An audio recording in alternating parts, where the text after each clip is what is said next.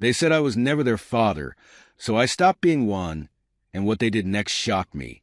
My name's Ethan, just an ordinary guy from a small town where the biggest excitement was Friday night football and debating which diner had the best burgers. My life motto? Work hard, take responsibility, and protect the ones you love. Simple, right? That's all I ever wanted. Steady job, maybe a dog, and someone to share life with. Nothing fancy. No big dreams of making millions or traveling the world.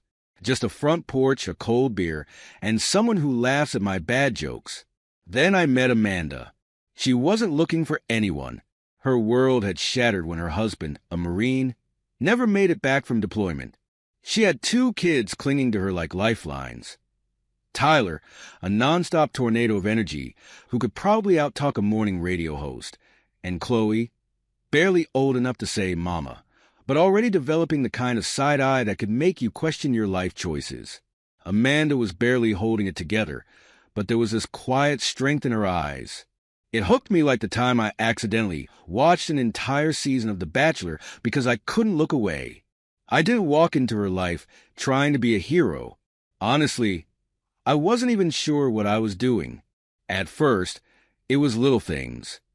Fixing a broken fence, helping her carry groceries when she had one kid on her hip and the other trying to launch himself into traffic. Somehow, that turned into bedtime stories, soccer games, and Saturday mornings making pancakes shaped like dinosaurs because Tyler insisted they tasted better that way. Before I knew it, my weekends were filled with trips to Home Depot for backyard projects that never ended, and I could sing the entire PAW Patrol theme song without missing a beat.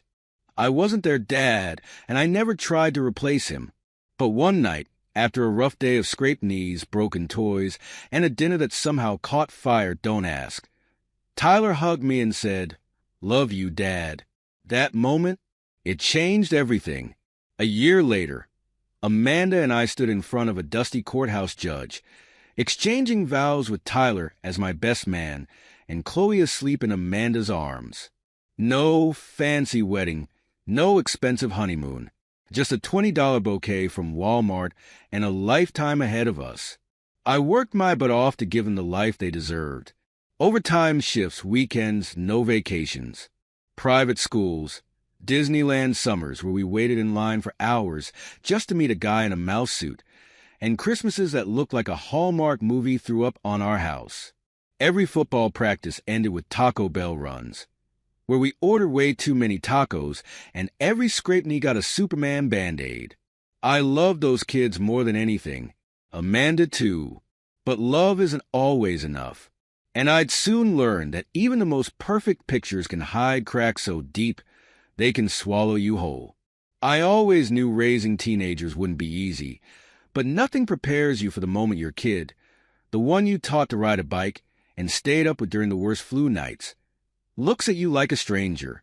By the time Tyler turned 17, the sweet, chatty boy who once begged me to play catch in the backyard had morphed into someone I barely recognized.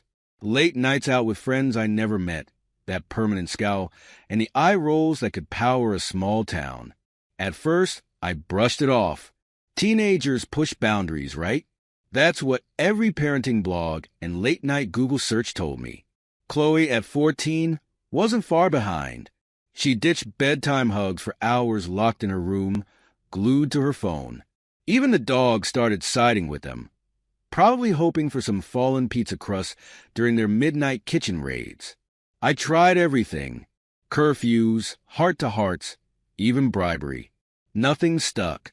Tyler started calling me Ethan instead of Dad, like I was some random guy crashing on the couch. Amanda? She barely noticed. Her phone became an extension of her hand, always scrolling, always laughing at something her friends posted. When I brought up the kids, she just shrugged, saying they'd grow out of it.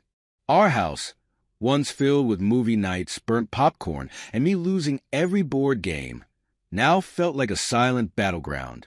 Tyler blasted music I was definitely too old to understand, and Chloe perfected the art of sneaking out. Even family dinners, the sacred time where we argued over who ate the last nugget, disappeared. Now it was microwave meals, and I'll eat later. I started feeling like an outsider in my own home. Work became my escape.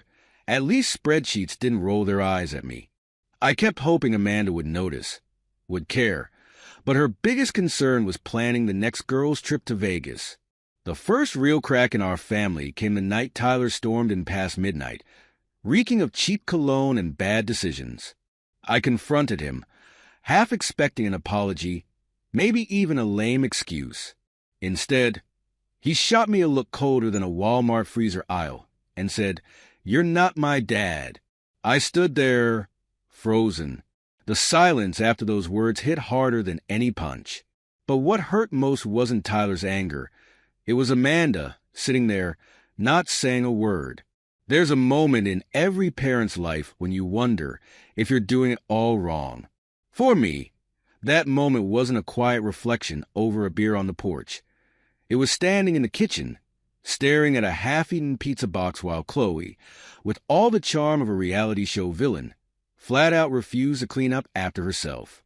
I asked nicely, then not so nicely, and finally, with that tone every parent uses when they're one dirty sock away from losing it. She laughed, said it wasn't her problem, and went back to her phone like I wasn't even there. Tyler, ever the supportive sibling, waltzed in, grabbed a slice, and smirked like he was auditioning for the role of annoying teen number one. He looked me dead in the eye and said, "Why do you even care? You're not our dad." That line had haunted me before, but this time it felt different. Sharper. Amanda walked in right on cue, and for a second, I thought she'd back me up. Instead, she scrolled through her phone, barely looking up, and casually added, "They're right, Ethan." I didn't say anything. What was there to say? I just stood there, feeling like I'd just been voted off the island. That night, lying in bed next to Amanda, who was too busy liking vacation photos from people she barely knew, I thought about every sacrifice I'd made. The endless hours at work, the sleepless nights with sick kids, the dreams I shelved to give them everything they wanted. And for what? To be a glorified ATM and occasional handyman? Something snapped, not in a dramatic, movie scene way. More like a quiet realization that if they didn't want me as a father, I wasn't going to force it. The next morning, I changed everything. No more paying for Tyler's gas or Chloe's endless online shopping. The car keys? Mine now. Homework help? Not my problem. Breakfast that morning was awkward. Chloe scrolled through her phone, probably planning her next shopping spree, while Tyler shoveled down cereal like he was training for a competitive eating contest. Amanda sipped her coffee, giving me that classic, "What are you up to now?" eyebrow raise. But she didn't say a word. Neither did I. The kids thought it was a joke. Tyler even laughed, betting Chloe $5 I'd cave by dinner. But they were about to learn that I wasn't playing anymore. Life has a funny way of reminding you that nothing lasts forever. 1 minute, Amanda was living her best life. Target runs that ended with carts full of throw pillows no one needed. McDonald's stops where she always ordered a Diet Coke like that canceled out the fries. And weekends filled with brunch selfies with captions about self-care. Without my wallet backing it all up, reality hit fast. Tyler, who once rolled his eyes every time I offered him a ride, now found himself squeezed between a screaming toddler and a guy who probably hadn't showered in days on the city bus. Chloe, who upgraded her phone more often than I changed my socks, was stuck with a cracked screen and the horror of actually having to wait for Wi-Fi instead of unlimited data. At first, Amanda acted like nothing had changed. She kept swiping that credit card, like it was a magic wand. But magic has limits, and so did her bank account.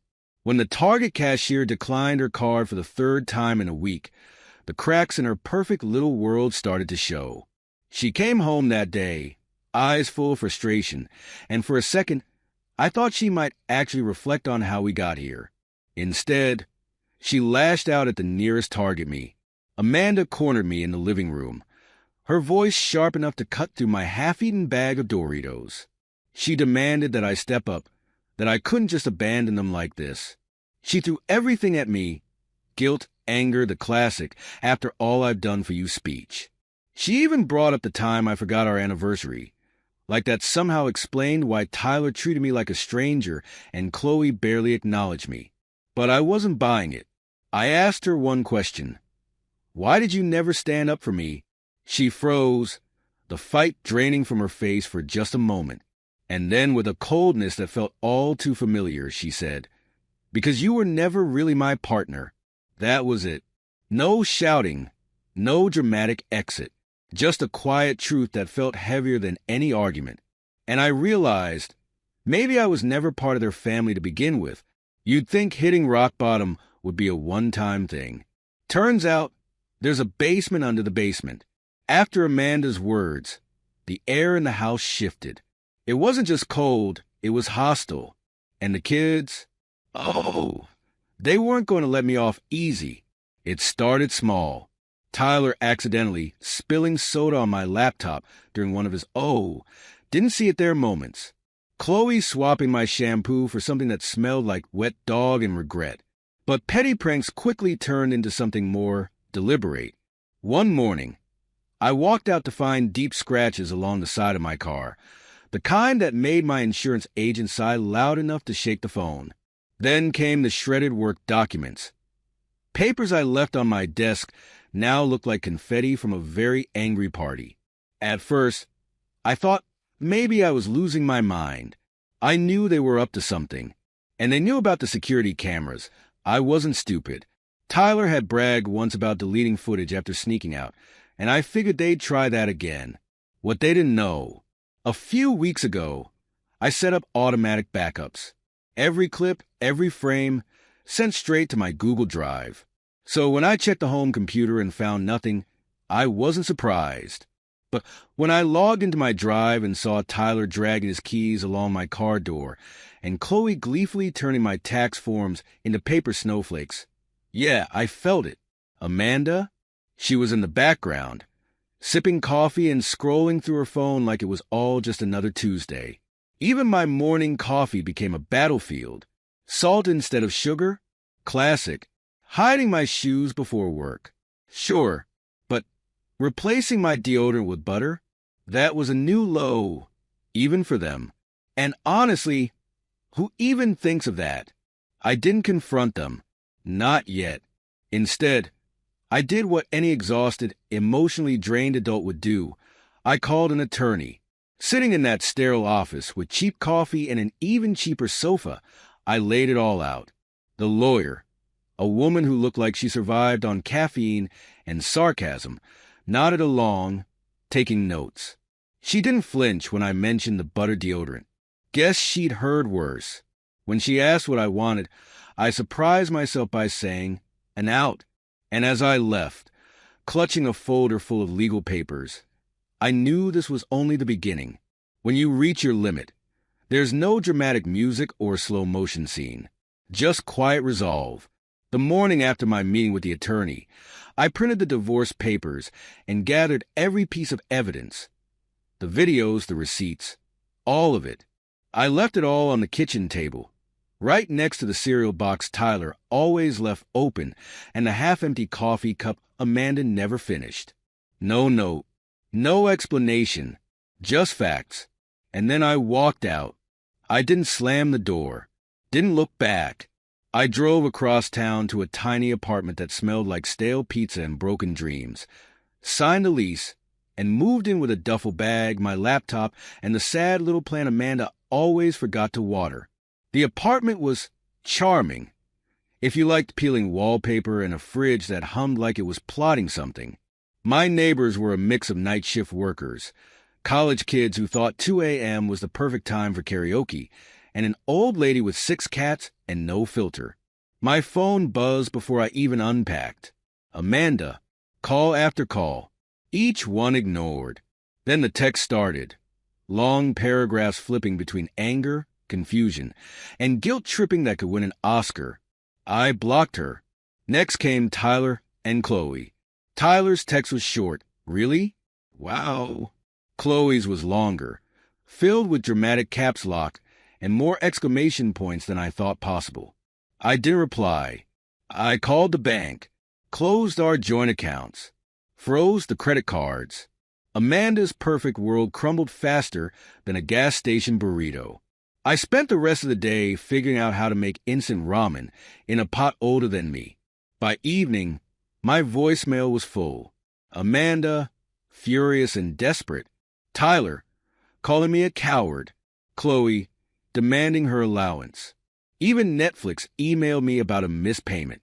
But it was Amanda's last message that stuck with me. You betrayed us. Betrayal? After everything? I stared at my screen, half laughing at the irony. But deep down, I knew this wasn't over. Life, without me, wasn't the dream Amanda imagined. At first, I thought cutting them off would be like pulling off a Band-Aid, quick, painful, but necessary. Turns out, it was more like accidentally supergluing your fingers together and realizing it too late. Amanda, queen of treat-yourself shopping sprees and take-out dinners, suddenly had to face the terrifying world of budgeting. She picked up shifts at a local diner, the kind with sticky booze and coffee that tasted like regret. Her Instagram went from brunch mimosas to blurry photos of her work shoes with captions like hustle mode. Tyler, who once said school was a waste of time, decided to make it official and dropped out. I found out when the school called me, probably assuming that the dad who actually showed up to parent-teacher meetings might care. Chloe, the social butterfly with a phone permanently glued to her hand, stopped posting selfies and duck-lip poses. Scrolling through her socials, I noticed a silence. No more heart emojis from her friends. Just nothing. Bills piled up. Amanda's precious Target trips became dollar store runs.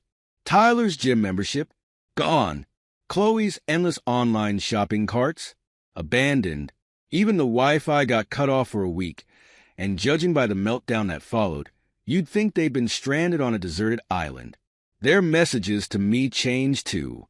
At first, it was the usual, Tyler blaming me for ruining his life, Amanda calling me selfish, Chloe demanding her allowance like I was Amazon Prime. But then the tone shifted. The anger faded, replaced by something worse. Desperation. Amanda asking if we could just talk.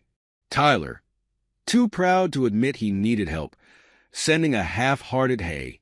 Even Chloe, in her own dramatic way, just sending a sad face emoji. I stared at my phone, the weight of their words pressing down on me. Part of me wanted to swoop in, fix everything like I always had. But another part, the tired part, knew better. I spent years trying to hold that family together, and now, for the first time, I needed to figure out who I was without them. And somehow, I knew they were starting to realize who they were without me. Regret has a way of sneaking up on you, like that leftover Taco Bell you thought was a good idea at midnight. At first, the messages from Amanda, Tyler, and Chloe were just background noise.